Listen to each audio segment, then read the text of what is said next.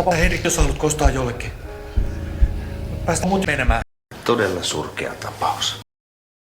Minä ja Marian muutetaan Karvikukujalle sun kämppääsi. Eikä mä nyt muuta mihinkään omasta kodistani. Ja kaikki tämä vaan yhden helvetin kahvilan takia.